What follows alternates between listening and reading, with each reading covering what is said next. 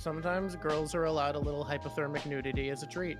Hello, people, strugglers, squishers, squishos. What's up, squishos? What the shit did you just call them? We're actually feeling kind of cave-pilled, and we haven't needed anything else. We just talk about one other thing. If we make a army, you and I, and we are commanding like a great army, let's really think about naming it not something stupid. I wanted to talk about this. This is us starting Berserk. Welcome everybody to us talking about Berserk. That's what's happening now. That's where we are. That's what we're in for. Welcome, YouTube. We weren't talking about caves for the last 10 minutes. Don't worry, YouTube. You're here for the good part. Sorry about that. I love naming all of our military orders such dumb things. The Holy Purple Rhino Knights was it's so funny. Jesus God. Okay. Blue Whale is the dumbest. The Blue Whale Ultra Heavy Armored Fierce Assault Annihilation Night Corps is so good. It's just so bad. Do you remember when we talked earlier about how this author is the master of small facial movements and small expressions? I do, in fact. That Kantaro is like, hey, why don't I just do the tiniest things? The conversation that happened between the devil, and I love how when we start the chapter off, the hall gabbers, or like some of the only women in this, and they're hall gabbers, are like, don't worry, Midlands has its own guardian angel, you know. Speak of the devil. I love the idea that they call him a guardian angel on one hand and then immediately say speak of the devil. Like that little transition is pure delight. That is good. When he comes out and he starts talking to, what is it, Minister Foss? Yeah. And they're having their whole very, very strange little conversation together. I could not have loved the moment more. I'm in the big book. Remember, people, I'm in the big black book. She's in the big book. She's actually in the big black book. The big black book. That is awesomeness. Big black book, but the big blue bear and the big blue bear bled black blood. I'll kill you dead. On page 617 of the big black book, there's a part where he has one tiny little bead of sweat on his face. And he goes, there could be no mistake an assassination of Julius and his son was Griffith's retaliation. Somehow he must have gotten wind that the incident at the autumn hunt was in the hands of... And then he said, could he even know of me? And then there's just this tiny little bead of sweat on his face. And I was like, that is such a showing of what we were talking about before, where this author doesn't feel like he needs to overdo things. You actually have to pay attention to the art in a very different way. And then later down the page, when he's flinching and he says, the only good hero is a dead hero. And then he goes and flinches because he sees Griffith up at the hallway at the end under the arch. That same bead of sweat is still there. And I just was like, bravo, sir. I love the attention to detail that you have in there and that you carry that little piece forward with you as we move in. It isn't like he wiped it away and it says so much with so little. And then because he said to himself, how can I make this the creepiest moment ever? Page 618 is just Griffith under the arch, staring back at him, standing full upright, just his eyeball, and one little picture of poor bullshit Minister Foss in the middle. I was like, that's awesomeness. It's fantastic. I love how much this author clearly has done so many exercises with facial expressions. I still find it shocking that it's not talked about more, how much the subtlety of the expressions. And maybe that's because the original anime is how a lot of people found it. And I can't imagine the anime quite captures how important the subtlety of facial expression is to this story in this format, in this medium.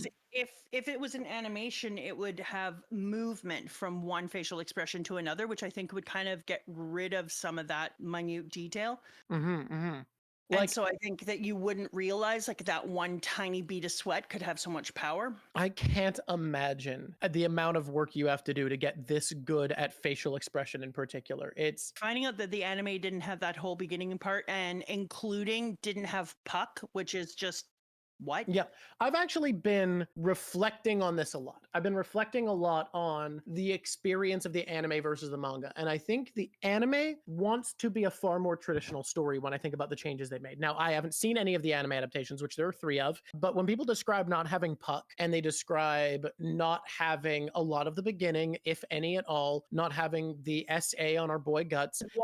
when I think about a lot of that, I think of it being a more traditional story, especially most visibly in what we talk the most about, which is not giving you the evidence to on your own piece together that Griffith must have a darkness within him beyond reproach, that we know he is capable of something that he didn't have to do, that he has done something horrific, that he will do something horrific. All of the interactions with Griffith in this format, instead of being, oh, we don't know what's happening and there's suspense, it's dread. It's the dread of how dark will he go? How much of what we see is the true him? How much of what he does is for a greater good or just pragmatism? Like, there's so much more dread in this reading. And when he eventually does what he does, we won't feel betrayed in the same way as a more typical story would want, but that doesn't feel necessary. That's not what we're meant to be feeling. That's not where the impetus of the emotion is coming from in this. I think this is very unique in its storytelling in a way that it sounds like the anime was less so, where it more wants, this is our cool badass guy on his badass journey where he's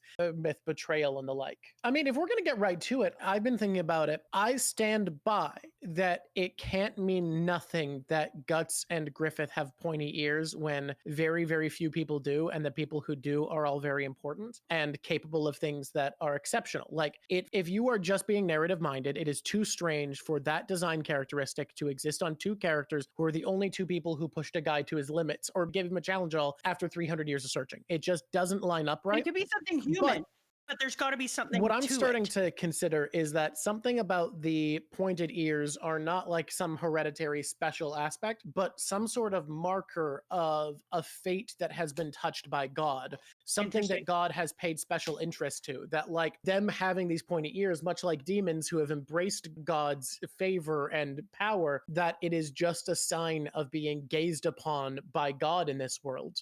Not the will of D. With an author who puts so much detail into the slightest movement of face and has one tiny little bead of sweat means something, having something as significant as ears in that identical shape on the two of them has to mean something. If it was a different author and artist doing this who didn't spend so much time meticulously honing tiny looks and facial movements and the different looks of people, I would say, yeah, it could be just a coincidence and it's just a way that they have done this before. But come the shit on. This is a man who puts a single bead of sweat on somebody and all of us are like, oh my God, this guy is quaking in his boots. Like you've or just has two people look at each other and there's just one eyebrow that is slightly moved in one of the most tiny little minutiae. And we're like, oh, like they are too into the particular for this. There's not way to too have much detail. Something. Exactly. So that's why I was talking about it. Yeah, Puck also has pointy ears, but he's literally a magical elf. And when I'm saying God, I mean whatever divinity is in this world. I mean to have I don't know anything about the mythology of the series beyond what's been shown yet in the manga. The more I think about it, and maybe people will say it was a retcon by the guy who took over, but I don't think so. I think we are going to find some sort of hint, whether it's said outright or not, that the pointy ears means something. Now, I agree thematically it would be a bit weaker if they had special powers or something. I would agree. But for it to be the people who like have been looked at by divinity, to me makes sense. Like a sign of people who have been pushed along a path of particular fate, because we see it in people who are the cruxes of this. We see it in Gambino, who is the reason that Guts ends up the way he is. We see it in Griffith, who becomes one of the God Hand. We see it in Guts, who resists the sign of sacrifice, who survives despite having had his soul sold. Exactly. If you have a person who's drawing details by the pixel and you say that only very, very specific characters having very distinct ears that are shown in very distinct ways, like we get a lot of Griffith's head turning, we get a lot of his hair hanging in front and behind his ears so it pokes out, we get a lot of moments with Guts in the same way. If you're saying that doesn't mean anything and you have a man who's drawing pixel by pixel, come the shit on. It doesn't have to be something that is saying that they're from a different species, even though the only other thing that we see with those are both the demon and a magical creature. But it does mean, like you're saying, that this has to mean something given the perfectionist level of detail this author puts into their things. It's not accidental. I've actually mentioned before that I have a big problem with how bloodlines are treated in manga. Hey, side tangent, who believes it on today's stream? Unheard of. My Vyvan should kick in soon and I'll be better. But I think a lot of manga struggles with the idea of wanting politically to talk about how there being special people people whose bloodline makes them special isn't fair because it puts extra expectation on them and it makes it impossible for other people to have a chance in the world.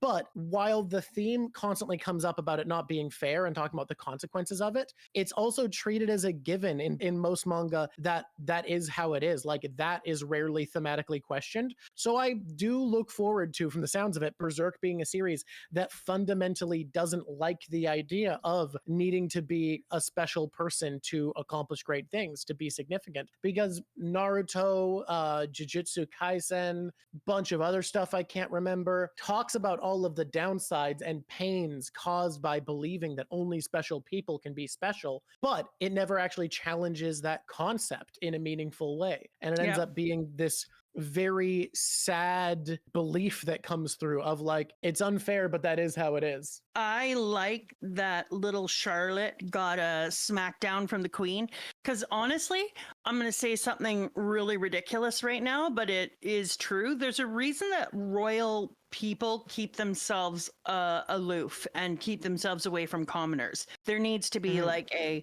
feeling of mystery to be royal. Like, you can be common and crazy and depraved behind closed doors. Yes. But to even talk to somebody who isn't of your class demystifies you in a way.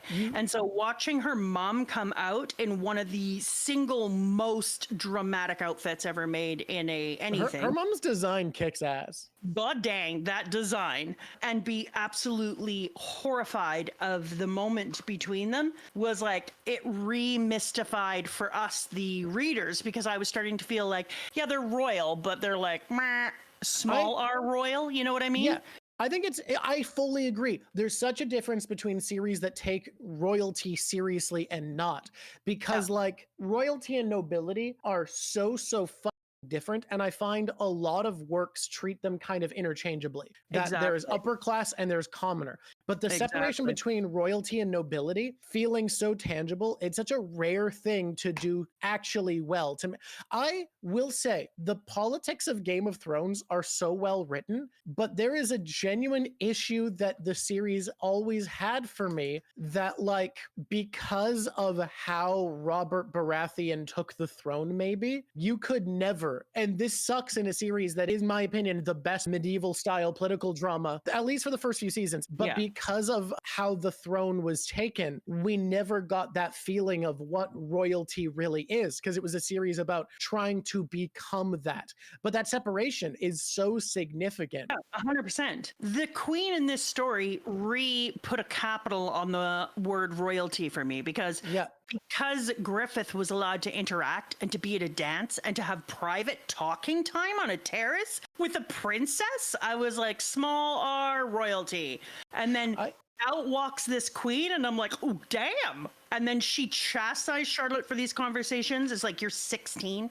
You need to grow the hell up. This is unacceptable. I was like, oh, that's a large R royalty right there. Real quick, hey, everybody who's new and you're watching Berserk who didn't watch One Piece. When something reminds me of narrative storytelling in D&D, quick bit of Dungeon Master advice. Keep royals mystified. Even when you need a royal to lower their guard and be human, have it be in a situation where they can maintain complete control, and where for the broader story, they maintain that mystique of representing a nation itself. Because royalty and nobility are so bloody different, and once you have removed that distinction, you can't get it back. I love that. You know the scene where they're first leaving the castle and Griffith is leading them and there's people on the side of the road? You see the people who are on the side of the road. The man is one-legged and he's holding the hand of a little girl who's clearly like a poor village person or whatever, and they're waiting for them to go by. I thought that was a tremendous thing to do, because if you look at the way the village girl's hair is cut and her size, etc., and she's only shown from the back, but she looks identical to Casca, how we see Casca later on when Casca is a village girl. I didn't put that together. That's so good. And so if you then look at the page where we have all the people behind Griffith, I was like, is that Casca in line there right behind Griffith in the center? Because if it is, you can kind of see eyes moving over to the side, which I thought was interesting. But I thought it was really cool to start it off with who Casca used to be. And this is what I'm talking about. Like, that feels very intentional and very subtle. And then to move through the story and go into her backstory and find out who she was and have that girl there as a representation of her past when she is in her current form, I think was really brilliant. I didn't put that together, and that's so good. That's so well thought out. The next thing that I think is really interesting is that we show two people with something to prove here. Because first we see the Casca thing and her old self and then her new self. The next page we got what I think a friend is one who is my equal. And then we have the two sides of Griffith and Guts side by side, both of them in profile, mind you, both of them in profile, head to back ahead and ears sticking out. Just MBD for no reason at all, looking identically the same, like identically the same. And so I think it's cool because we set this entire thing up with this moment with Casca that we'll find out later on, and this moment with Guts. So we know that both of them are going into this battle kind of like it feels, because we just had the thing with Casca where she was about to talk to Griffith and she was interrupted by Charlotte doing the lodestone bullshit, being like, "Oh, Griffith." That's her voice. Yeah, I do remember that, how she was like, "Oh, Griffith. It's me, Griffith, where are you?" And then poor Casca is like, "Yo, Griff." And then he's like, "Oh, did Charlotte say something?" But then I understand why Griffith is more into Charlotte when I see the Queen. Like, the Queen also shines on Charlotte and makes her royalty more important suddenly because she went and gave away some of her royalty awesomeness. That fully makes more sense, but for some reason when you first started saying that, I thought you were saying because the Queen's so hot and Griffith can tell, well, yeah, she'll age well, sure, she's a teen now, but like, well, I'm in for this. So when, yeah, Charlotte is an 18th century orphan boy now. So when he goes back to her, I can kind of almost feel it because I can feel how suddenly the Queen makes Charlotte feel so much more powerfully royal. But anyways, so we have the two things. We have Casca, and we know she's going into the battle with this feeling attached over her, this lesserness. And then we have Guts going in, and we know he's going into the battle with this feeling of lesserness. So they're both going in with something to prove and with all this shit hanging over their head. And I thought that was such a great way to show a battle that has a tone. I guess the word is tone, right? Because you're going to see battle scenes, and the battle scenes are what they are. And I know for a lot of people, they love a battle scene. I love a battle scene in the way that I can pull it out and look at it and really appreciate the difficulty of drawing such chaos so well. But page after page of just battle is really meh for me. I'm like, okay, yeah, they're still fighting. I can see that you're drawing more fighting. I feel like the battle scenes in this section, because of Guts and Casca being so injured later on, really got me. And early on, I think the engagement, you're right, fully is just coming from the fact that we know neither of them are at their best when they're going out. Exactly. So for me, the beginning battle scenes are just tone, and I hate the fucking giant whale shark scaly Neptune heavy armory people. His outfit is pretty killing it. Like, it's pretty killing it. I'm not gonna lie. He's got a look. But the fight is just whatever. And then I was not thrilled. Is that the word I'm gonna use? Yes. I was very not thrilled to have him pop off about women being inferior to men in strength and what use could they be in battle. But I was incensed by her standing there and not fighting at her best. But then when it was like, oh, she's feverish, that makes sense. Okay, she's sick, so she's not working at her best. Yeah, that to me immediately did make it a little bit better. They imply later on that it was because of her period and that her period gave her a fever. Those two things better be separate, I tell you. Well, here's the thing. I don't think we're ever going to have confirmation that they were separate. Here's what I will say. We both know that getting a fever when you're having your period is not normal. So what we can say is, by implying just how biology works, we can just tell ourselves those are unrelated. She's having a bad week. Okay. She's on her period and also having a fever. But just hear me out, because Chick is just like, let me tell you my backstory while I free bleed on the rock. And I was like, dude, do some basic biology, stupid twigs that you covered me in, or ferns. Was it ferns or was it like tree branches or something? Thank you for trying to keep me warm. I'm going to have to put them under me. I'm not just going to free bleed on a rock with my legs up. If you are talking about somebody who is menstruating, just for all those people who think this is something you can turn on and off and you can choose, no, that's not how it works. It's just biology. It just comes. So Jelly Gremlin is pointing out something interesting, which is Japanese people are not allowed to learn anatomy. Were you aware of this? No, that is ridiculous because we're talking about a man who puts so much meticulous care into the things he writes and he researches. And look, we got to be clear about this. I think I agree with this take exactly, which is I like where it brings us narratively, but the details of how we get there suck. I agree. Casca being sick and unwell and Guts taking care of her is important to me because we saw in the last section Casca starting to see herself in Guts. All you needed to do is not have her be on her period because it implies so many dumb things about women's lack of strength and it coming from getting a period. There's no way that every battle they were in just lined up with them not having a period. All he had to do is not make her had a period. I felt like that was there for shock value so that Guts could touch the blood and everyone could be like, oh my God. Like even I was like, ew, don't do that, dude. And so it just felt like a shock moment. Just let her have had a fever and been sick. That was enough. It let Guts take care of her, which is something that's really difficult for her. And it's also something that allowed the narrative to move forward where she had to be weak in a way that she hated because she hated being seen as weak for being a woman. You didn't need to add the period, and I will stand behind that 1,000,000%.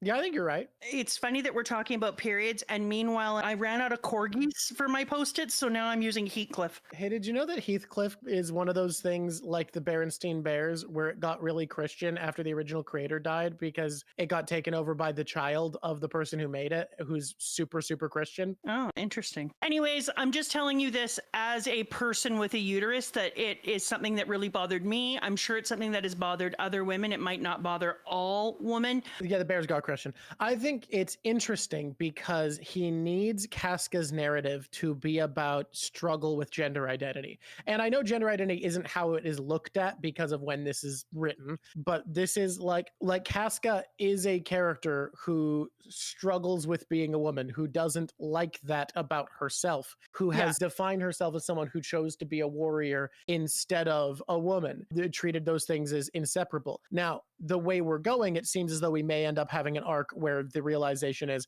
she can be both because that's where a lot of the dialogue seems to be implying an arc to happen. So I get wanting to make this problem extra woman coded, something that only happens, but the issue does become that it implies the fevers because of the period, which is bullshit. Which is not how that works. And if I try to imagine stating it otherwise, it would be really awkward to try to write it as these are unrelated problems. I sure am having a bad day that I'm having my period and also a bad fever. Like I understand the impetus that brought someone here, even if I think, the end result is pretty clumsy. I do see someone saying that they know some women who like this as a rare attempt to represent a uniquely woman struggle, which I could see if we're being charitable. Casca she got a real bad one. Regardless, I liked her being sick. I hated the dude on the field having the conversation with her the way he did, but it's expected. Yeah, if we're going to pretend this is a world where mercenaries aren't going to be sexist, R-word, and bastards, that's just lie. That's a lie. What, the medieval mercenary in our grim fantasy is a bad guy? Crazy. Even understanding that he had to take off her clothes, expected. This makes sense. But he has period blood running down her leg in one shot, and then it disappears, and I'm like... I just wanted to say something about the taking off the clothes that I actually felt like was really good artistically, that it didn't feel like she was ever being framed as like being sexualized, and the sexualization came exclusively again from expression of Guts being almost surprised that this is just there, that her body is just an object in front of him that is the way it is. Like the bluntness of it and Guts's facial expression was the only sexualization in it, and I actually felt like that was a really really powerful way to do it, especially for someone I agree. as sexually nothing as Guts has been in his life, beyond And I think that's one of the terrible reasons experience. why I was kind of pissy about some of the other things around it, is because some of the things in here were done really well. So, you know, when you get so close to something that you're like, damn, yes. Mhm. It's like you have that perfect day with your own face and your hair is working and your face is working, but you have that one goddamn whitehead pimple, and if you pop it, it's going to just be goddamn mess in the middle. It felt like that. I felt like, you pulled me out, and it was so there. Even her mouth wasn't in a sex doll pose. Which maybe says she's been doing that on purpose in front of Griffith the whole time, which actually makes that funnier. No, because then, maybe. No, because when Lav was editing, Lav pointed out that she doesn't really have sex doll mouth, so it might genuinely just be her pursing her lips. She wakes up, she looks at Guts, she does the ... He does a lot of ellipses in this section. I like that. It's like there is a lot of silence between them that carries something. Yeah, he is implying that all the silence has words and that you need to figure out what those words are, and I like that. That was a really good touch. People saying it's not because she's sex doll, it's because she's dark skinned. I need to make it clear No. that he also draws sex doll lips on Griffith sometimes, and also Yes. draws sex doll lips on the princess sometimes. People be sex dolling it up here is all. I like how she treats her nakedness too, when she is clearly like just walking around and fighting. But her like not being able to move around or hike up a hill when she normally hikes up a hill fully laden with battle armor and her weaponry, etc., made me be like, okay, this is not period. Someone did point out, now I want to make it clear, this is all headcanon, and there's no way Miura, with how he wrote this, our good boy Kenny, knew this at all. But if you read into it, women who are extremely athletic because of low body fat percentage oftentimes don't get their period very often, but a time they can get their period is when they get sick because it throws their hormones kind of off whack, and that change brings their period back. So in theory, she might not actually be used to having her period at all because she's extremely athletic, and the fact that she got sick brought her period on, which would make them correlated. Is that how it was written on purpose? No. And no. But by knowing more about biology than the author, we can headcanon it. If we want to, we can make it that, and I'm cool with it, but nah. Her backstory was exactly what you thought it would be, right? Yeah. I mean, yeah. It, like, if you were to ask me to guess what her backstory is, I would have written this. Yeah. Including when she was sent off, including when the dude went to rape her, and including how she was in the midst of that when Griffith showed up. Like, all of it. What's kind of interesting about it is there's weirdly enough some correlation between Griffith for her and Gambino for Guts. I would agree. I would really agree. Which I find very interesting to think about. The difference is just attractiveness.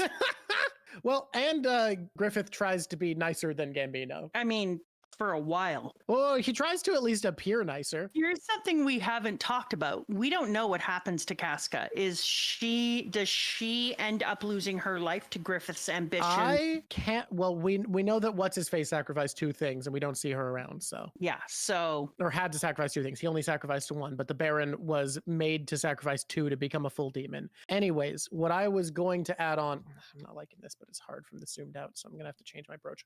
What I was going to say. So you were doing them inside of Griffith's eye. I'm not doing anything.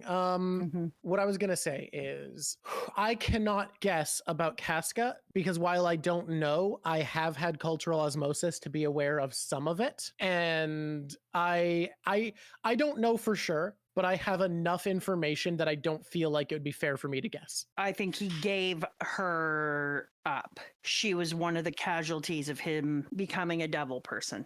Yeah. It's kind of interesting that all 3 of them, in a way, are victims of SA to varying degrees and for varying reasons.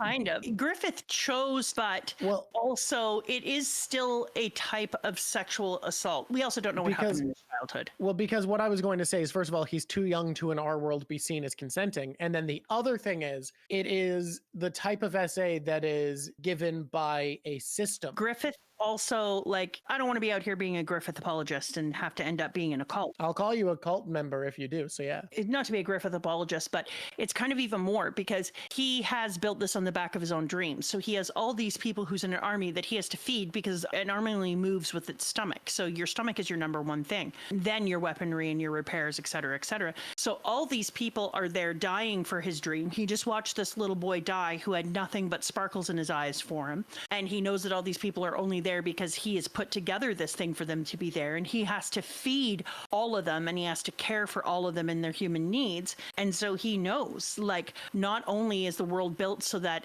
I have a thing that I can give to this pervert who I know is also taking advantage of these young boys, I am young enough and I look the way he wants enough that I can actually use my body to feed others. So it is even worse because he feels a sense of responsibility. Yeah. And dare I say, I hate using this word with him. It makes me feel ill, honor. To feed, clothe, and care for all these people. So I have to literally sell my ass. I have this thought that part of the Griffith apology is going to come from the idea of what we see here. Griffith was willing to sell himself out to respect those who've given their lives for his ambition. Yeah. So there is this feeling that he would be disrespecting all of the other people he sacrificed to achieve his ambition if he wasn't willing to give the ones who he cared the most about.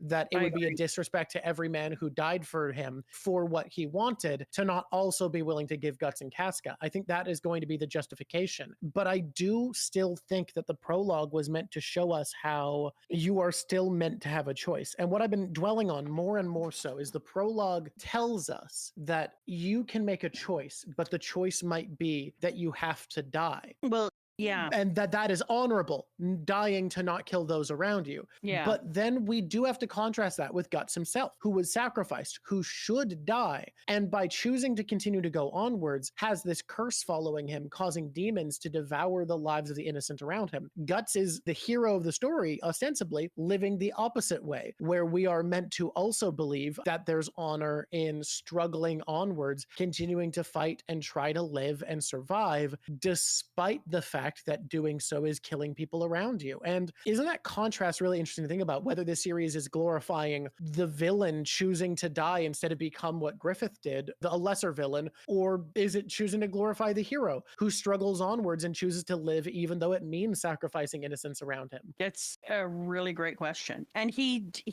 talks about that struggle right here where he says, but for hundreds of thousands of lives to hang in the balance and myself alone not to be unclean, what I want won't enter my grasp as easily as that.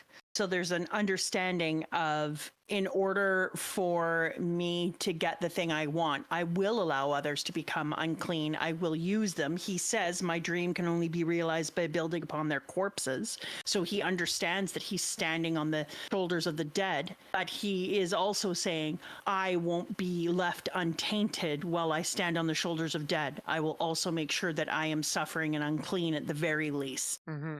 That really talks to that idea of, like, it already shows what kind of a it's a heroic kind of, God.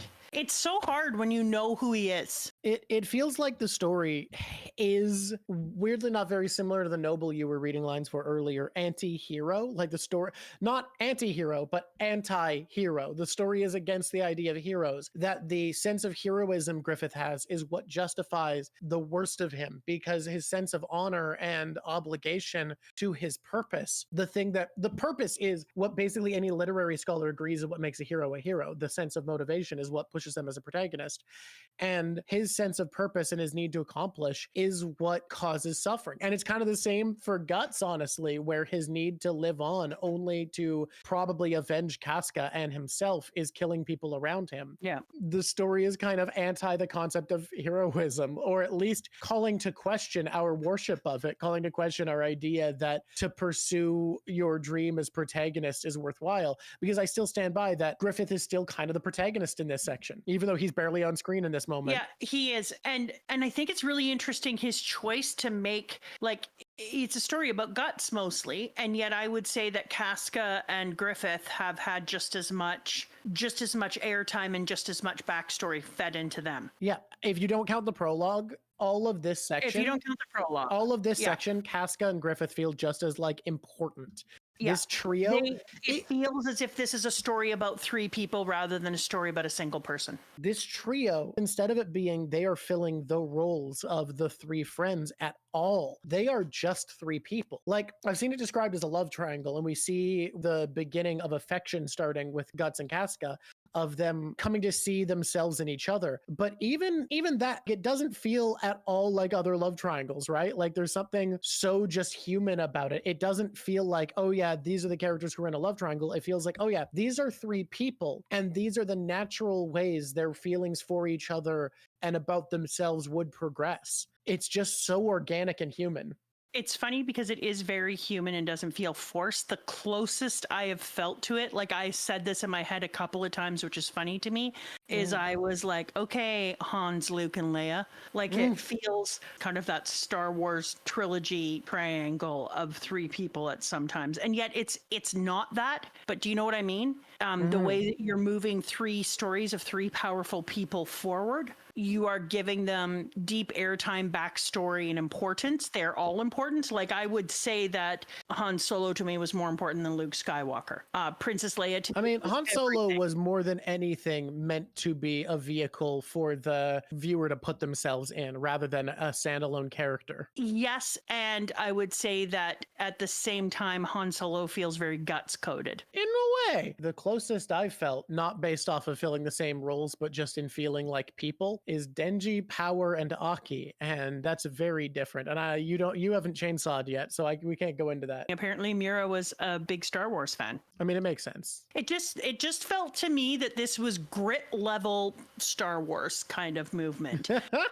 Which is funny because Star Wars had the claim to fame originally already of being sci-fi great. with the shine taken off. With the shine taken off, exactly. And so it really felt like this was that next level where he was like, okay, but let's actually look like what it would feel like if we took all that off and if the people were even more human. And I was like, more human? That's weird. And yet it does. Look, I'm talking exclusively about the relationship dynamics of just feeling like three people forced into a situation. With Chainsaw Man, I am aware that Makima is the Griffith. Don't get me wrong, people. Makima is the Griffith. Look. With Denji, Power, and Aki, I'm only talking about like the vibes of relationships in interacting and more the writing style, not making symbolism with the characters. One of the arcs is called the Millennial Falcon. See, I think there needs to be more said about my idea in the way that he would have been more my age and he would have gone through it as one of me. And so the reason I think this is fair is because for me, Griffith feels like what Luke Skywalker would have been if he had gone to the dark side. Evil Luke. So we're in the cave. We've gotten that far, right? Where are we going next? We're about to get out of the cave. I don't care if you get yourself killed in some battle, but the band of the Hawk won't let you take Griffith's dream down with you. They were close to having here. I don't care who you are. Oh yeah, they absolutely were. If people weren't hunting them, they might have for sure. Yeah, a very close thing. And then everyone below 27 would hate it for being an unnecessary sex scene. How'd you feel about Guts fighting off so many people? I'm so mixed on it because, okay, so I want to say for starters, always tempted to go towards feminist thinking of, oh, shouldn't women be strong and not need to be saved? And the more I thought about it, the more I was like, this was not Casca being weak at all. While having a fever and injured and without any armor, she killed like 8 or 9 trained soldiers. Like Casca comes across very impressive. Guts not needing to be saved here is something I don't know how I feel because it feels so early in like we don't have Guts being who he is when we meet him in the prologue yet, right? And killing that many dudes feels so crazy, but also it is Guts and the story is partially about how exceptional Guts is. That is a lot of what this is, but like it's just so much, right? Yeah. I would like to have seen her stay there for a bit longer. I know that they wanted her to leave early because, then she wouldn't get to run far enough to rescue him or get away and she needed to not wear herself out. But also, if she runs earlier, there's too many people who can chase her. So that's, 50-50. And then the other reason is she has been a trained warrior for all of these years. So her fighting back to back with him might be her best chance of survival given how strong she actually is. Yep. But then if she has a fever and she's sick, I still think she would have fought her ass through it. I mean, he fought his ass through it with an injury. And I felt like it was trying to be a foil, but it didn't feel like foil. You know what I mean? Yeah. I think more than anything, it was that he felt he had to protect her and was like fighting ineffectually, but it kind of accidentally comes across as him throwing her to the wolves because it's like put her in a dire situation. It's so difficult to say whether or not I love the way it was done. But like, yeah, I had the same thing. I was like, but I it's either not love like this or don't like this. but and it's I can't but it's not like decide. she doesn't come across well. She does fucking incredibly. Like she kills so many dudes Once while again, at her worst. she's there with another man between her legs trying to R-word her, and then she decides to grab a stick and put it through his eye, which is, she's like, oh, I feel so powerless. And I'm like, you're a soldier, so I don't like you saying that. That's why I loved that she did fight back, even though she was saved. Like she was ready to fight to the death. She is the leader of 1,000 men. She has a division of 1,000 men. And I can't imagine a person who was trained in that way would then lay on the ground needing to remember Griffith. They lead 1,000 men. They've been in many battles. A lot of how Guts acts here and how Casca acts here, and why I think I actually do like this section the more I think on it, I think is meant to tie back to the fact that both of them have been emotionally injured by listening in to Griffith. I would agree with that. I would have liked to have seen that more. But I think that's meant to be this whole implication where if you look at their expressions through this whole thing, starting off with the battle itself, it feels like they are both just reeling from having listened into that conversation. And it's why at first Casca started to relate to and care about Guts, but now it's partially why Guts has started to relate to Casca.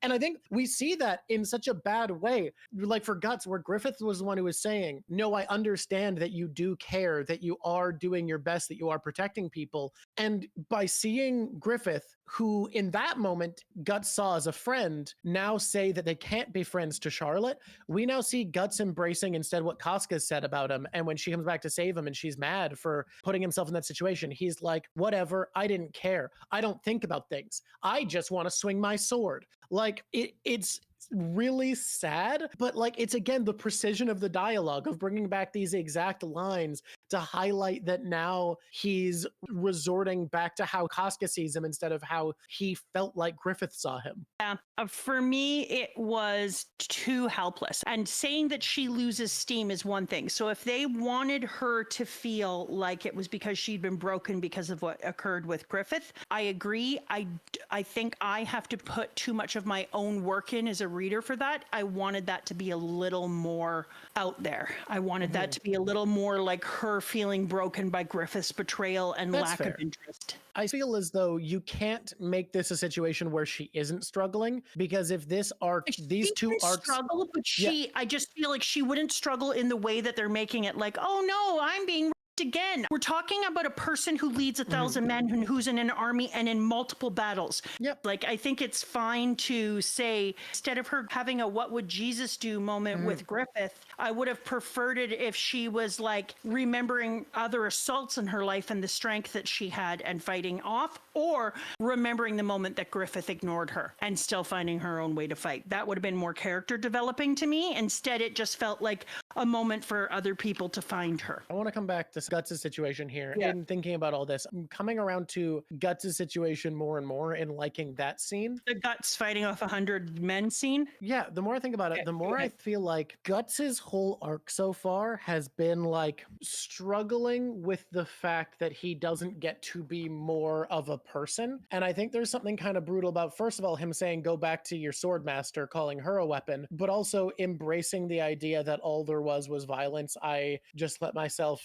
do nothing but fight. There was no thinking, because like that's the situation where his trauma has partially come from. That's why he killed Gambino, was that all he has is his sword. That's what he's built for. And when he was briefly talking about his emotions with Casca about his life he went through, he talks about that explicitly, how all he was taught was how to fight. Yeah. The more I spend time with his, it doesn't bother me at all. First of all, he's a hero who's trying not to be a hero. He's a person who does things like, I'm not trying to save you. This just works out better for me. And you're getting in the way. Whereas we know he's trying to save her. So he's a hero who's trying not to be a hero. On that note, the tiny expressions, I genuinely love the moment where he says a bunch of sexist shit to Casca because it's the only way he knows she'll actually leave is by getting her mad. And then his little smile, like his at peace smile when she runs away, like, good, I did it. Yeah, exactly.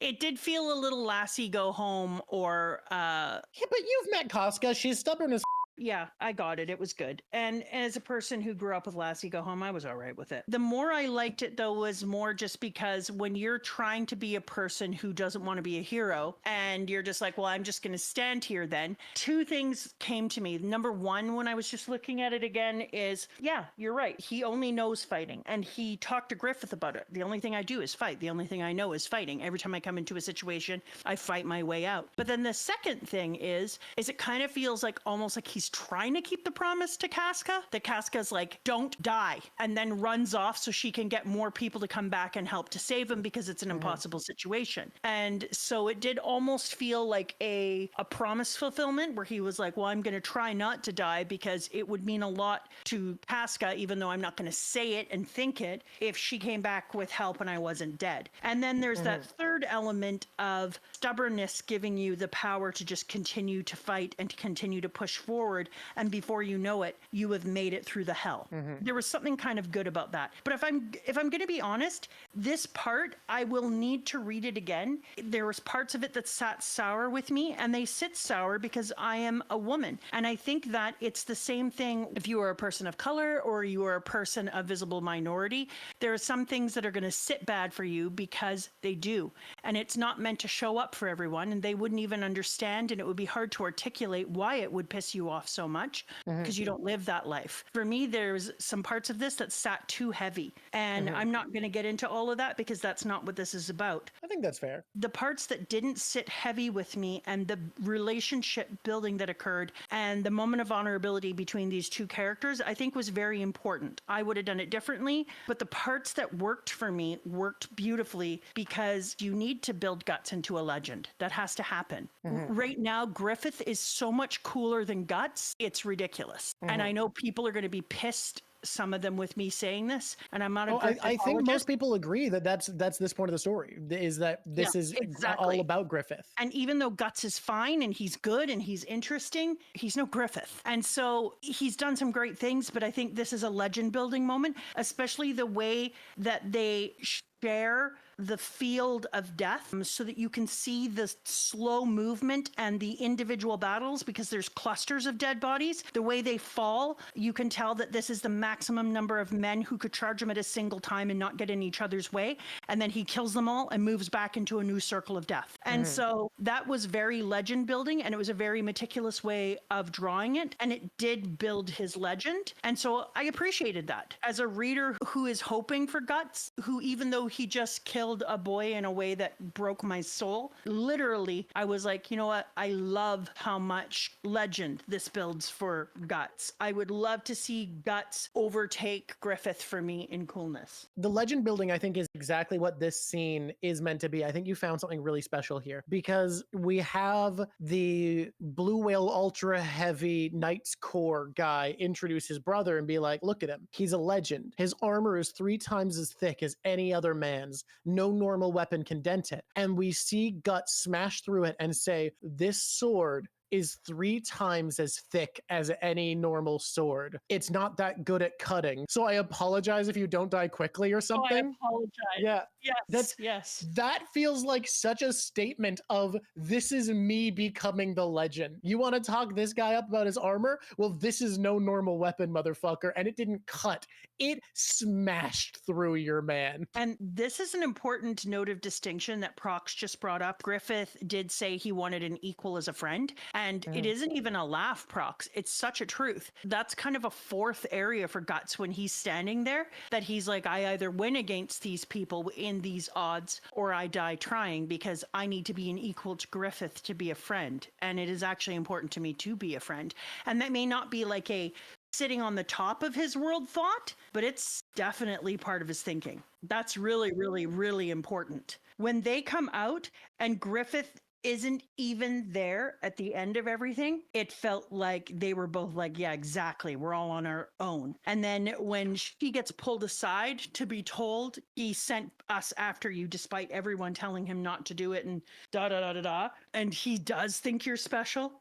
It was like, it was brilliant because, you know, we've all had that friend who never calls you and you're putting way more into the friendship than they are. And then you're like, you know what? I'm done with this person. It's too much. It's bullshit. I'm moving on. And then they do something like radically kind. And then they're like, hey, you know what? I want to take you out for brunch. We haven't seen each other in a long time. Or, hey, I brought some beer over to come and see you. And you're like, every time I'm about to get out, they pull me back in. It was really that way. I am that friend too, Jelly Gremlin. For all my friends who are listening to this, I'm sorry. I'm ADHD. You exist inside of me. I'm definitely a spectrum human. I feel like we should just be just as good of friends the next time we see each other, but I shouldn't. Yeah, my friends don't exist to me most of the time. Sorry about that, y'all. I feel like I shouldn't have to maintain that friendship. It should just exist.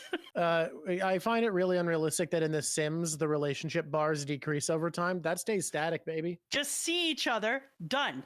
Everything's good. I've been thinking more about your thoughts on the Casca scene. We had moved past the Casca scene. Why are you doing this? Also, because you got to keep in mind that I am coming from a lived experience. Yes, and that's what I want to bring in, is I don't think Casca comes out of this looking weak, right? She looks weaker than she did before. That I think we can agree with, but she doesn't come across looking weak. You are feeling like she comes out looking lesser than going in, which I think is perfectly fair. And I need you to keep in mind, there's almost no women in any positions of power, and you brought her shine down. Hearing what you said, thinking about how I feel about it, I think that what was being done here, a lot of it was a necessary goal of humanizing both Guts and Casca, furthering their relationship, making them rely on each other, showing the fallout from them overhearing Griffith and how it hurt them. I think we both agree with a lot of that. And I think what we can agree on absolutely is that the fine details of execution on a lot of that, while you can see why he chose what he chose, doesn't really work. Like it comes through to not the result the author was looking for. Would say that. Women have a solid foundational perspective on men's view of the world because so much of the media they consume is written from a male perspective, and they have a solid grasp on women's perspective being a woman. And I think that from what I understand, I think a lot of the reason this is so good is a lot of the same reason that we liked Undead Unluck so much, which is while this is a male author, apparently he read a lot of shoujo to study, which is women's media, to better understand Casca's perspective with liking Griffith and to make Griffith the kind of character you see in shoujo, because shoujo men are so charming, and he wanted to have a character who is incredibly charming and charismatic. So that's why Griffith comes across as a little bit more effeminate and pretty, because that's the archetypes of men in shoujo. So I think the study of women's media is part of why this is so good. And the weak points of this media come from the fact that he's reading women fictionalizing women for a market. Those women already have the perspective of being a woman, and they can fictionalize it in an interesting way that sells to other women. It would be better to get the women from women. Yeah. So my ending result was just to say, I think there are a lot of ways he writes Casca well, and they come from the research he's done. And I think the blind spots make total sense. And I agree that it wasn't handled perfectly. And I get that because your lived experiences, those ways stick out more. And I will say, even if I think it wasn't like perfectly executed in the minutia, where we got for the Campfire of Dreams, I really like. Not to drag this on, but someone is saying that apparently our boy Mura regretted his treatment of women early on in the series and feels like he could have handled it better. So, like, I think that's cool. I love Campfire Dreams. I want to start with, there was this elf, a traveling entertainment troupe I used to work for years ago. He was good folk, and he gave me this when I was badly injured in an accident. It's elf dust, and it's clearly Puck. I mean, it could be another elf. Who knows? It looks like Puck to me. Yeah, but it could be another elf. We don't know. Listen to me. It's Puck. Okay. You can say what you want. And it pisses me off that other people who only got this as an anime never met Puck before. I was like, oh. I also realized that Guts gets healing from Puck, and it really makes him vulnerable and more human in the prologue. And people who didn't get Puck healing Guts lost that. Also, now that I know this, because this happens before Puck, and now that I know this moment that Casca comes up to him with this elf dust and heals him with elf dust, it really reconnects his vulnerability even more now that I see this. I'm like, holy shit, he was so vulnerable in that moment that Puck was healing him. Huh. Because it So- also brings back his memories of Casca and the first time elf dust was used on him. The part we've been waiting for forever. Like the reason that I wanted to The read reason this you started. We're finally at the campfire. was the Campfire of Dreams. And Oh I've my been God. looking forward to this. Can we immediately acknowledge how beautiful the visual brought up? It's poetic of Guts saying that all of these people are here for the central bonfire and he feels like he's just been warming himself. Literally one of the most stunningly Oh. beautiful. Oh, are you turning Griffith's hair into fire like a campfire? I might be, madam. Oh, that's brilliant. That is brilliant. Him saying that every single person has a deep dream. Everybody is here. Okay, here it is. It ain't just you. Griffith's the same way. He's got something he'd bet his entire life on, and I think that's kind of amazing. And compared to that, if I were to go out and fight 100 or 1,000 men, it really wouldn't be a big deal. That's what I thought. And then he says the most amazing thing. He talks about all the individual people that he knows in the army. Nicole proposing to a woman who God, wouldn't marry a yes. common soldier, but he swears he'll get promoted. Gaston wanting to open a clothing shop. And it shows that he doesn't even realize how special he is in that he knows the backstories and the ideas of all these individual people. So while he is highlighting and shedding light on these individual people so that when we look at these things that are firelights, we are thinking of all the individual people there, it also highlights Guts and how much of a person he is, how he knows the inner thoughts, needs, wants, and dreams of others, how lots of people can be in an army or in a job.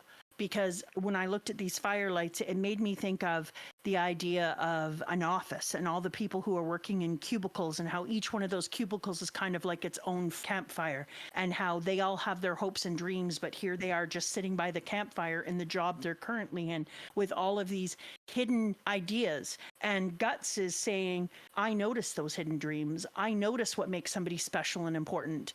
I notice what matters in a person. And not only that, I see why it makes them so special. And yet he doesn't see that it makes him special, that he notices those things in others and that he cares. This is so beautiful. I just, so I don't lose it, need to mention that I had a feeling reading this that chilled me, where I realized all of this is what Griffith has. I don't think it's just Casca and Guts. I think Griffith is going to give all of the hawk for power, and that the reason Guts's motivation is so strong is that he is carrying on the torch of vengeance for all of these people. Oh, dude. Because he feels this pain that he doesn't have all of this, that he doesn't have what they have, but it warms him. Feeling their motivation, their ability to have dreams, the thing that he doesn't have, that Griffith said is the most important thing, he is warmed. He is kept alive and glowing by the light of their wants to live. Human. He is kept human by the light of their dreams. And having that taken, I think he is going to be getting vengeance, not just for him. I think he's going to be getting vengeance for those fires that are going to be snuffed out to light the bonfire that is the true dream of Griffith. And I think in fighting Griffith at the end, I think the reason Griffith acknowledges Guts as an equal, not to where he is now in the Guardians of Desire, but to what he was in being impressed by him, in being impressed that the motivation that carries him, is because he is going to do what Griffith said. Someone who would put his dream beyond Griffith's. This to me felt like picking up of the torch again. This was Guts becoming the protagonist again, because I think he has been given light. He has been given a fire by these other fires. He has kindled himself and been given the want to live onwards, the want to exist. And when Griffith goes to ascend and become something else, my prediction, make a prediction, is that Guts is going to become an equal, not to God Hand Griffith, but to the man Griffith, in being willing to try to stop Griffith to preserve his own fire, the fire that it is to see these people achieve theirs, to have this light that has kept him warm not go out. You can kind of see that in page 140 of the third book, where the booze will disinfect me, moron, but who cares? Celebrate the 100-man kill, eh? And then he walks off and starts grinning at all the individual people, and it immediately shows the entire camp with the tents and all the tiny, tiny little fires glowing. You can kind of see it that he's walking into himself as a charismatic leader and as a person who's like, okay, if I get my warmth and my light from standing at the fires of others, then I'm going to stand at the fires of others. Wait, I need to acknowledge a chat question. Someone is saying, would Guts want to be an equal to Griffith or even remotely like him after that point? And I was going to say, no, Guts would not want to be an equal to Griffith once he ascends, but he probably has, because everyone in the prologue is talking about how Guts doesn't make sense, how a mortal can't fight demons like this. Yeah. And I think it is by pure strength of will and by being a mortal who puts all of himself into this that he has. I don't think he has special powers, but symbolically, that's not what a demon is. Symbolically, a demon is someone who has put themselves, their wants above those around him. And Guts, by choosing to live on with the curse mark, has done so. By choosing to put his ambition to avenge the bonfire snuffed out by Griffith, to avenge the campfire of dreams, to keep its light alight, has sacrificed the humans around him. The priest and the girl who give him warmth, he chooses his want to have a nice rest over their lives. He has become like Griffith the God Hand in his pursuit of vengeance already. If I'm right about how this plays out, and I believe I will be, we have already seen in the prologue a Guts who has become like the demons around him, the lives of those who ostensibly he tries to protect. You see him try to protect and hate that he's doing it and lie to himself. I think there's going to be something else going on there too with the sword. Love it. I think he's going to get the sword in a way that the sword is a prayer or a chant I think it's a myth. I think it's the myth of Guts. I feel like there's more. I feel like he's going to get the sword in a way that is going to attach or align him with saving the Campfire of Dreams, like saving their memory, their dreams, their hopes that were taken from them is going to be poured into this sword eventually. It's going to be part of the story. I totally agree with you. I totally think that it makes sense that Griffith would have to give up his entire army that he built and his dream to be a king in the mortal world. That makes sense. I just think there's going to be something in there that allows Guts to elevate with the way that he is going to get this sword. I feel like it has to be, what kept being said has to be his heroic myth, because it's in this chapter. You pointed out that this is about legend building. And like I noticed, we see one man being introduced with the legend of his unbreakable armor, and then Guts giving what honestly felt like a prototype of a chant, talking about this sword being dull and 3 times as thick as a normal blade. Like, and this isn't even the Dragon Slayer. This is some early ass prototype Guts sword being introduced this way. Which really makes me feel why that sword is going to be even more important. It's like the sword and him become one. And the sword is kind of like, it's an instrument, but it's beyond an instrument. It's also a personality, or there's a word I'm missing. You know, when you have a word and you're super missing it and it's everything? I think I know the vibe of what you're talking about, and I can't find the word you're thinking of. It's really killing me as a person with a pretty extensive vocabulary. I'm killing her, Smalls. It's killing her. But what a cooler thing than her standing on the hill and saying, Campfire of Dreams, huh? And you look out and realize the immensity of this army. It's so much bigger than you think. Oh, God. Warming myself by the Campfire of Dreams is so beautiful. Maybe they've all brought their own individual little flames together. You could scatter them just by blowing those little flames, throw themselves into the biggest bonfire, the blazing infernal named Griffith. You know? My flame ain't here. As for me, maybe I'm just warming myself by that campfire for a bit. Maybe I just stopped by chance. That's all so fucking incredible. Beautiful. And this is kind of also lends into your theory, because you could scatter them just by blowing. So all those little flames throw themselves into the bigger bonfire. That is Griffith. First of all, that makes Griffith a devil, bonfire flames. Second of all, he consumes them with his larger fire. He eats their fires and their dreams up, so they are nothing anymore. Which is why he was willing to give up all of them to kindle his flame, or all of those torches tossed into his light were lost for nothing. And he foreshadows earlier on, too, when Griffith says that I need to get dirty if I'm going to stand on the body of corpses. And so he's already kind of foreshadowed that he's going to take all of these people away. God, the writing is so precise. I feel like predicting this series is less less like, oh, I've solved a mystery, and more like we've read poetry. You know, when you look at a group of individual tiny little droplets of water moving down a window pane, and each one of them has their own story and their own path, and you can watch it trace a path until they meet into one puddle. And then each individual drop of water suddenly means nothing. And that's kind of what Griffith is doing to these little campfires of dreams. And that's kind of what he's saying. Like, each one of their dreams is just building the fire or the pool of the bigger dream. And then suddenly all of their hopes, aspirations, fears, etc., become nothing but fodder for the larger fire. And I think this was a beautiful way of doing it, because not only is it going to make the sacrifice of these people so much more powerful, because we've thought about these individual fires as being individual dreams and a campfire of dreams, it's also going to make Griffith so much more of a villain. The reason it feels like poetry to me, and why I, a licensed poet, the right person to take on this task, is the lack of wordiness, that every single line feels so thought out. And I think it's why other series could do the imprecision of Casca with it bothering you less, but yes, for this man to feel clumsy because he's out of his element feels more like a betrayal than someone who's not as precise. Yes. Thank you for bringing it up, because I was going to say one of the reasons why the beginning of this, it upset me, and the further I read and the more beautiful this became, the more it upset me, because I was like, he's so meticulous, he's so thoughtful, he's so intentional, he has such deliberate beauty and thought and puts so much into everything he writes that now makes me feel betrayed. Okay, so I wanted to talk about in the Bonfire of Dreams, one of the things that I appreciated the most is the way that the bonfires blend into the stars.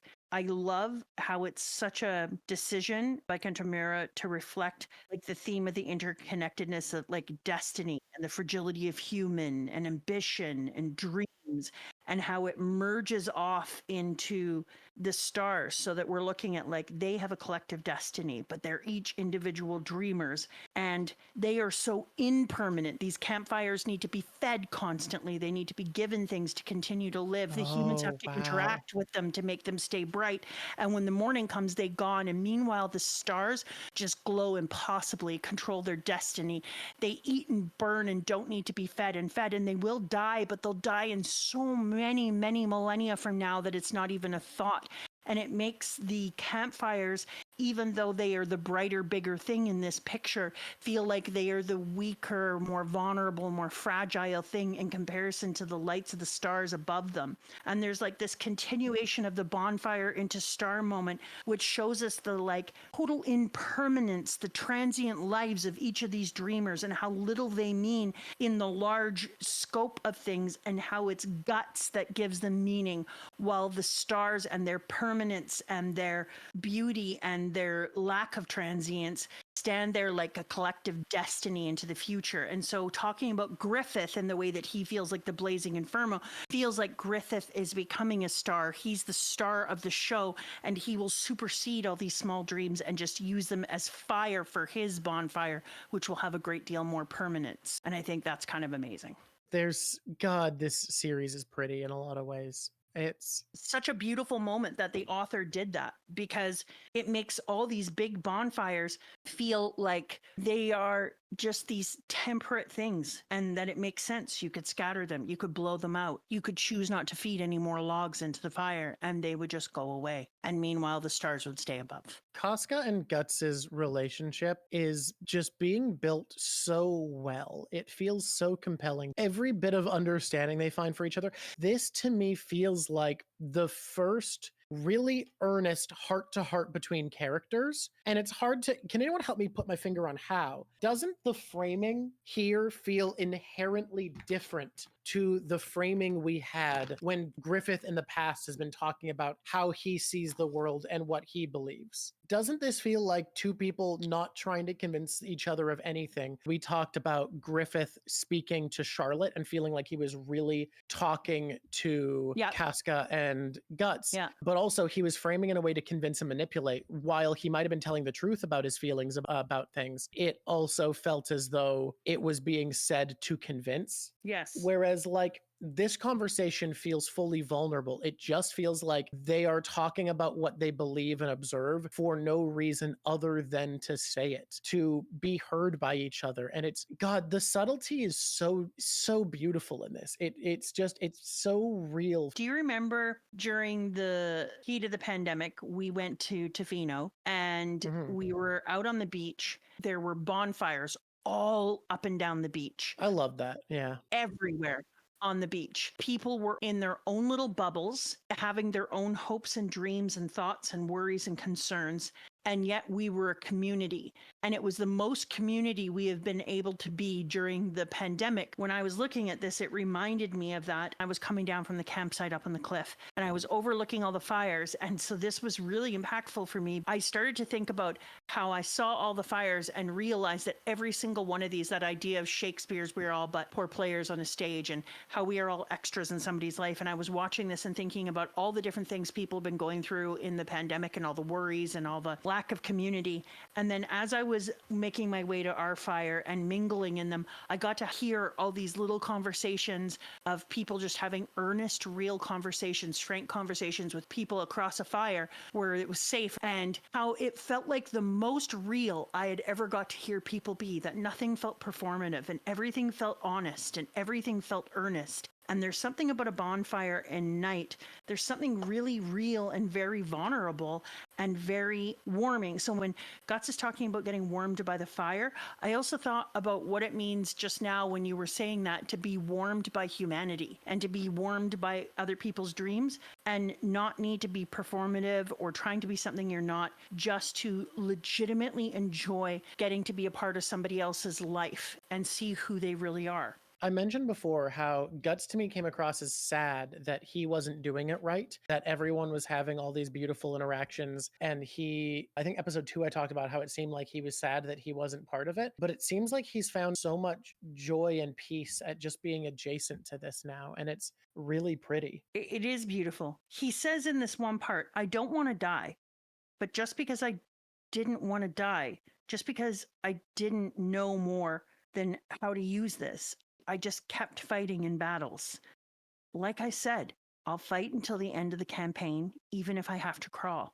It kind of made me feel like he wasn't realizing the shine that he was giving, and that his bonfire comes from this deep tenacity, this unwillingness to give up, this need to be, as long as there's a breath in his body, to be fighting. And I think that was the other thing I'd hoped for Casca when she put the thing through the guy's eye. It was that thing that Guts just said that I saw as being part of Casca's personality. And to have it taken away made me kind of like, ugh. But then we see Guts do a thing that is really weird. It's called smiling. He smiles. Griff has come back. He said he heard you two were safe and advanced his schedule by a day. And then it shows Guts turn around and smile at Casca with his sword over his shoulder. And then they have these conversations, and then Guts slaps her on the ass in a like playful, hilarious way, and has a moment of humanity, like sitting at the top and talking about other people's dreams, and the impact of all of this made them, everything they've been through, made them be more human together. And I was like, nice. That's nice. Skelly boy. Don't feel that's not silly at all. That's a really good observation. Griffith's speech given in a plaza surrounded by walls that separate the castle from the speech is amazing. I didn't see that. Skullboy, I love the idea that he is behind a wall, that he's holding his vulnerability back, and meanwhile everyone else is out in the open air. That's good. I also like that Guts takes the guys away and says, come on, let's go toss one back. Are you really into it, Captain? Like the casual way he chucks his arm over the soldier's shoulder, and the casual way in which he walks away and smiles at the men as he's going off to sit and warm himself by one of their fires, to hear their dreams, to think about their lives, was amazing. It is the first time we've seen that of Guts. He has never been casually happy or intentionally friendly in this way. And to see him doing that with these people was exactly what you were talking about earlier.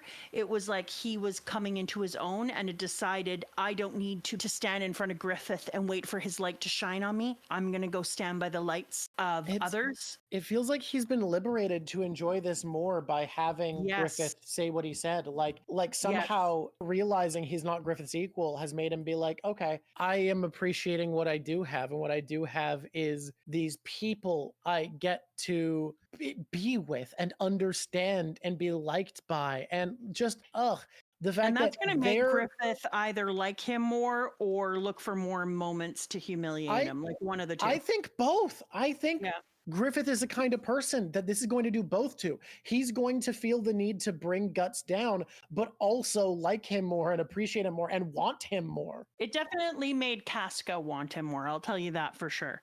The look she gives him as he walks away, as he's like, the booze will disinfect me. What's wrong? And then he smiles at them. And then he goes, was he serious? And she turns around and watches him leave. I was like, somebody definitely has a full ass crush on Guts. I also think her coming to understand him is so much more beautiful in this section because, oh my God, this story is so intentionally written. It's so poetic. Think about it. When he comes back to Griffith after the fight where he goes off on his own and impresses everybody, she's mad both that he's getting all the attention and that he didn't follow orders, and is like, you just want to go out there and swing your sword. Yeah. He then talks to Griffith like, she said that I just want to fight. I care so much now. She didn't see that and saw him as just wanting glory and to steal more of Griffith's attention. Yeah. But she now has firsthand experience that when he just quotes wants to swing his sword, he is protecting people. He's keeping them out of danger. He's keeping their fires alight, because he's been saying this whole time, he doesn't have a drive to live beyond surviving, beyond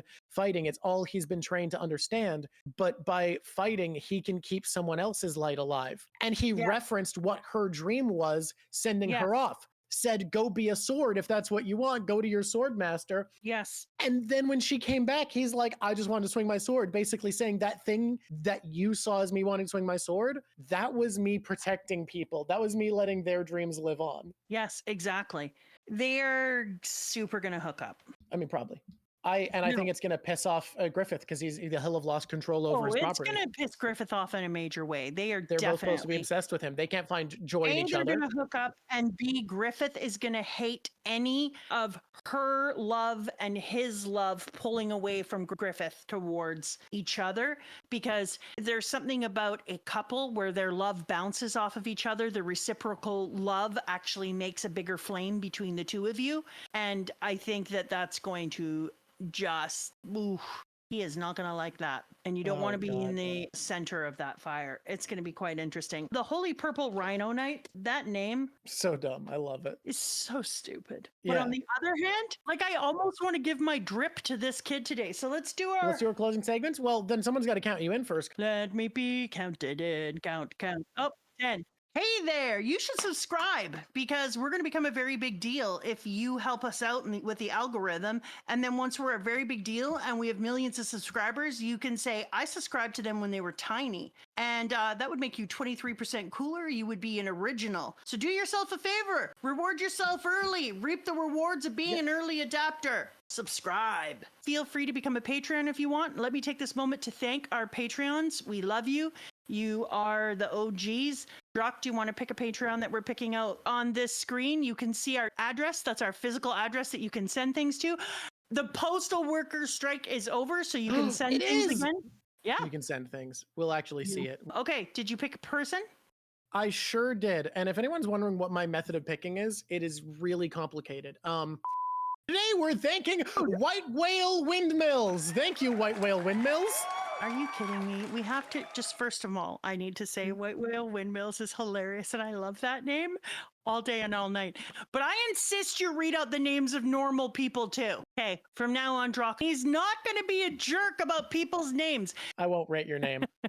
I like that the center is done in blue, since blue is the hottest part. So I think it's really cool that the center of your piece is in blue, which is the hottest part, and then it moves out towards the other colors. Yeah, but it's meant to be the hottest part of the fire, but also look cold because it's hypothermia. You did a really good job there. I'm down to my last Berserk book. I'm going to need to buy a new Berserk book.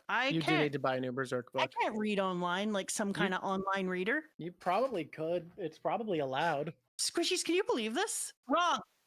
Okay, let's do top 5 characters. You get to pick first this All week. right. I know we weren't unanimously on board with her treatment, but I think overall Casca is a number 1 here. I think she was I would great. agree. I would agree. There were some missteps, but I don't think it diminishes entirely her presence here. Her character to me, I'm going to build her in my own mind and I'm going to create my own things for her, but I would agree. I would say that number 2, and it's impossible to believe this, is still Griffith. Which is crazy because he's barely here, but you're right. I'm not wrong though. I mean, call me out on it. The real issue is there's very few characters in this section. I'm going to say It really isn't. number 4 is the queen. Oh, she's the real one. Putting the caps lock back on royalty. This is not an unhappy thing for me. Who's that? The piece of shit whale captain whale Now, armor. Is it partially because of his drip? I mean, it is, honestly, but it's also just that I love him or hate him. I personally am on the hate him side. He is a big presence and pushes the storewards forward for sure. Yeah, I hate him, but yeah. Mm-hmm. Okay, so number 5. So I got to do number 3, huh? I'm going to retroactively promote the queen because I forgot a few people are in it. She's number 3. Number 4 is Judo. I did number 4. Oh, what? I thought you did number 5 for your boy. Number 5 is Judo. Number 3 is the queen. I like that better anyways. Okay, number 1 drip. Do I get to be number 1 drip first? I think you can do your first drip. Yeah. Okay, I'm picking the queen. See, I was going to pick the queen as the issue. Yeah, obviously you were. I mean, the woman is number 1, but there's another one to pick. Are you saying the Purple Rhino Knight? Yes. Yeah, it's a Purple Rhino Knight. Yeah. I think we got to do our protagonist ranking for Mr. Guts, which, so what do you think? A or A minus? Where's our boy? An A. I'm sorry. It is an A with the Field of Dreams. Come on. I saw a comment earlier that I think I agree with, which was Berserk is a happy series masquerading as sad, and One Piece is a sad series masquerading as happy. And I think I actually do agree with that because I think about how often reading One Piece, I'm like, oh, I'm miserable now because I have been given the most pain possible by this cheerful little series. Because to be as happy as One Piece is, it needs to be really sad. This needs moments of happiness to be as sad as it wants to be. But I think, weirdly enough, it does overall make it less sad because these happy moments aren't just happy, they're beautiful. Yeah, I would agree. We do saddest moment and happiest moment, right? Wait, our editor said we shouldn't do minor characters, so should we do minor character? Yeah, for sure. Let's do that. Minus Puck. That is a pretty minor character in this section. For anyone who's not aware, in other series, we do favorite minor character as a segment, but our editor was like, but you don't do it for this one. So now we have to because we got... You don't do it for this one. You do it now. My armor's 3 times thicker than normal, man. My saddest moment, I hate saying it, but I think my saddest moment is in the bonfire. Guts is just sitting there and thinking about his entire life and feeling like he doesn't have any real dreams and that he just has to glimpse off the fire of others. And I thought that was really sad. For my saddest moment this section, it's going to be in the same scene, Guts saying that his time with the Hawks is done after this campaign. Yeah. Okay, my happiest moment is when he smacks her ass, puts his arm around somebody, and walks around with a smile on his face.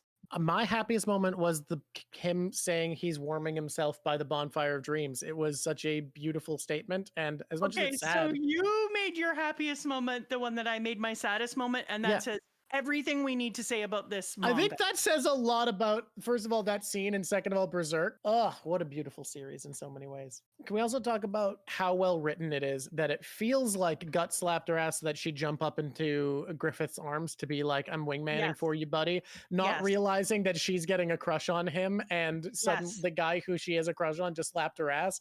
It's kind of like, it's kind of funny. It's kind of good. It's super cute. He's like, I'm wingmanning you. And then she's like, oh my God, the guy I like to smack my ass. It's good. It's good shit. Yeah, no, they're going to love each other, which is going to make it even harder when she dies. Yep. Yeah, that's going to suck. Oh, man.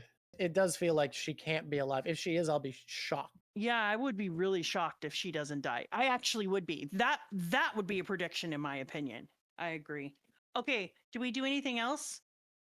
Probably. Who knows? I don't think so. Let's move on. Oh, we need to talk about where we're reading to next. Chapter 32, Tombstone of Flames 2. Tombstone of Flames. Okay, we're reading to 32. We're going to be good kids. Tragically. And it was really interesting to hear the perspective that one of the strugglers squishies put in here, squishy strugglers, finding out that Kantaro Miura said that he regretted some of the ways that he wrote women in the early parts. And so to find out that he also felt like he let it down was actually very soothing. Yeah.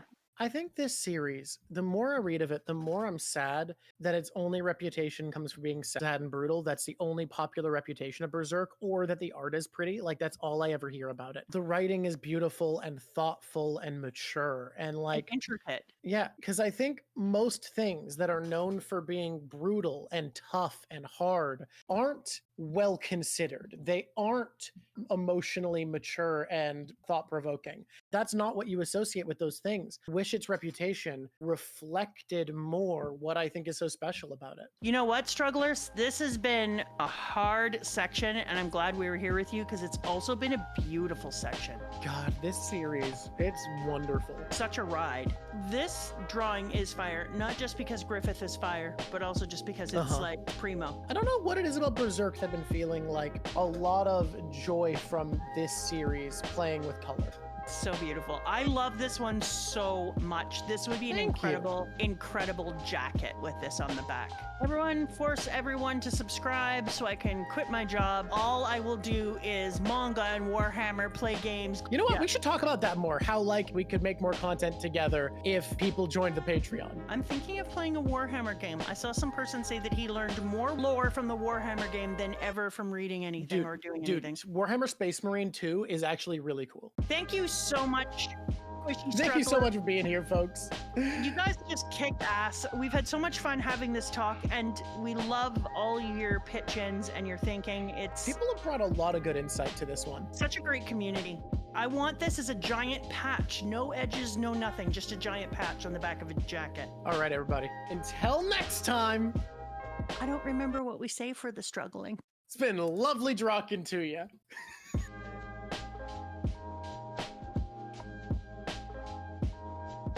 Look, you guys can't say you didn't like Cave Talk. Did we not like Cave Talk?